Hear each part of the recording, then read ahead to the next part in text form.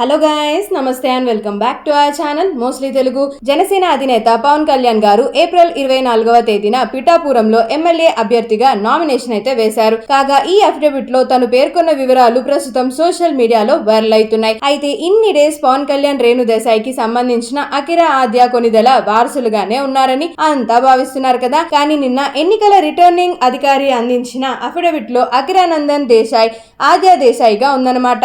అంతేకాకుండా వీరి పేరు మీద పవన్ కళ్యాణ్ గారికి సంబంధించిన ఎటువంటి ఆస్తులు కూడా లేకపోవడం గమనార్హం. ప్రస్తుతం పవన్ కళ్యాణ్ గారి అఫిడవిట్ వివరాలు కాస్త బయటపడడంతో ఈ వార్త రాష్ట్ర వ్యాప్తంగా చర్చనీయాంశంగా మారిపోయింది. అఫిడవిట్ లో ఇంకా కూడా పవన్ కళ్యాణ్ గారి 5 ఏళ్ల సంపాదన, అప్పులు, పార్టీ ఇచ్చిన విరాళాలు పేర్కొన్నారన్నమాట.